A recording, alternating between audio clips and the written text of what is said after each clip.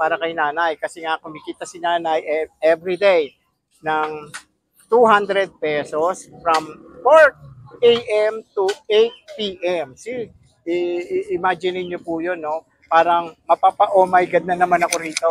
Okay. Yeah, magandang umaga po muli sa inyong lahat, mga ka-Helping Arms. So ngayon po, nandito na naman tayo para makausap natin si nanay na matyagang nagbebenta o nagtitinda ng kanyang bagoong alamang. So ngayon malalaman natin kung ano ang buhay ni nanay, yung pang-araw-araw na buhay niya, paano siya nakakasurvive sa kanyang kinikita sa pagtitinda ng bagoong alamang. Kaya mga ka-Helping Arms, tara, pag-usapan natin mga ordinaryong kwento ng buhay. Let's go! So, Nay, magandang umaga po. Ayan. Ano ang pangalan? Ano ang pangalan niya, Nay? Josephine. Ayan, Nay, kasi lagi akong dumaraan dito, no? Naobserbahan ko yun, na dito kayo nakapwesto. So, ayan mga ka-Helping Arms, no? Siya po si Nanay Josephine, or tawagin ko na lang daw siyang Josie. Ayan, Nay, na-curious lang kasi ako, kasi ito yung mga interesado kong mga gustong kausapin. Kasi yung sa maliit na puhunan nyo dyan, yung binebenta nyo yan, parang nasa isip kung paano kayo nakakasurvive or nabubuhay sa kinikita nyo dyan. Okay, Nay. So, Nay, sa isang, magkano kinikita nyo sa pagbebenta ng bagong alamang to, no? Pasensya na mga ka-Helping Arms, hindi ko pwedeng tikman kasi naka siya. Okay. So, Nay, magkano yung kinikita nyo sa pagbebenta ng bagoong alamang? Minsan, lang, 300, 200. Oh, sa isang araw. Okay. Medyo nasa nasa kalahati ng... Oo. Ang tanong, Nay, ito. Ilang oras o anong oras kayo pumupunta rito para magtinda? Anong oras? Minsan, pagka umalis ako madaling araw, dumarating ako ito ng alas Bakit 4. madaling araw, Nay? Kasi namimili pa ako sa Blooming Street. Sa Blooming Street. Sa Blooming Street nyo to kinukuha. Sa Then, Maynila. oo. Tagaroon din ako minsan. Sa may Blooming Street. Oo. So, from there, anong oras kayo pumupwesto rito? Mga 4 na madaling araw. Biro niya, mga alas 4 na madaling araw.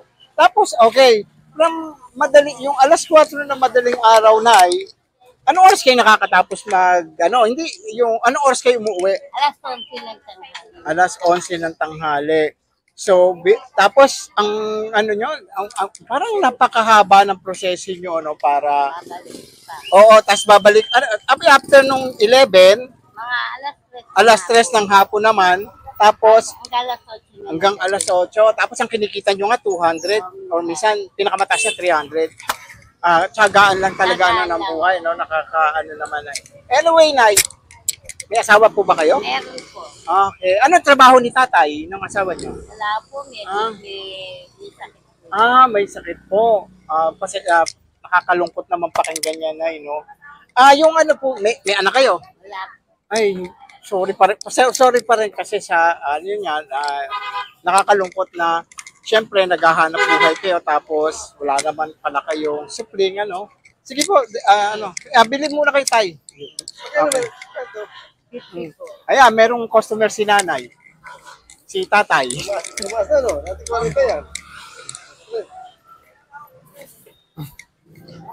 Mga ka-Helping Arms tingnan natin at may suki si nanay.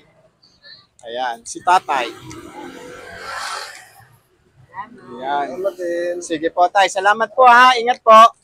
Okay, Nay. Lang tayo sa anak nyo, no? So, wala rin kayong anak. So, mga ka-Helping Arms, nakakalungkot naman po na marinig talaga na si nanay, meron niya po siyang asawa, pero mayroon naman po sakit. Then, ang pinakaano nga rito is wala naman siya pong, wala siyang anak. Okay. So, ganyan talaga po ang buhay. Minsan, talaga, kung ibibigay ni Lord sa'yo, ibibigay. Pero kung hindi naman po, is ipagpasalamat na rin po natin. Okay. Anyway, mga ka-Helping Arms, bago ko pagpatuloy pag-usap kay nanay, nagpapasalamat po na tayo sa nag-sponsor para at least kahit paano makatulong tayo kay nanay sa pamamagitan po ni ng ating sponsor na si Vincent's Tordesillas. Mr. Vincent Tordesillas of USA, of Chicago, USA, maraming salamat sa iyo. At sa pamamagitan mo, mayroon tayong naibibigay na konting tulong para kay nanay sa mga ganitong gawain.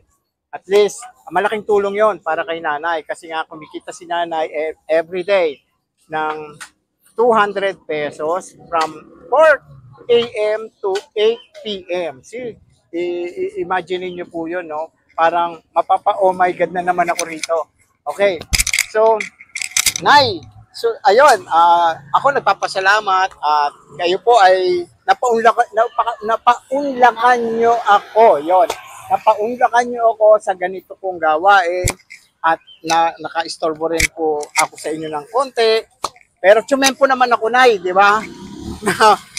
Walang masyadong bumibili para at least yung makukwentuhan ko nga kayo ng ganito. So, Nay, ito, kagaya nga na sinasabi ko, no, yung may nag-sponsor sa atin, may nag-sponsor sa atin na si Mr. Vincent Tordesillas of Chicago, USA. So, Nay, maraming salamat po sa ating mga sponsor, ha. Pasalamatan ko na lang po kayo one time lahat. So, may mga nakapila pa naman po na mag-sponsor sa atin. So, maraming salamat po sa inyong lahat. Yung mga ginagawa, yung pag-sponsorship nyo dito sa mga gawain ko na to is parang may malaki na po kayong nagawa para sa kababayan natin. Dahil kung hindi sa inyo, yung konting tulong na naipaparating po natin sa kanila is galing po sa mga kababayan natin na marunong kumapa sa mga kababayan natin na ganito ang sitwasyon. Okay? So, eto, Nay, pagpasensyahan nyo na po yung bigay po ng ating sponsor. Pero makakatulong po yan kahit papaano sa nyo. Yun ang Oo. Kaya, Nay, maraming salamat ulit. At God bless you. Sana, Nay, lumago pa yung bagoongan mo. Malay nyo, balang araw, dumating na Okay. Anyway, mga ka-Helping Arms, maraming salamat po at sa pag-support ang ginagawa nyo po sa channel na to. At sabi ko nga, ang channel na to ay ang adikain ay ang makatulong sa ating kapwa na hindi masyadong malaki ang kanilang kinikita pang araw-araw.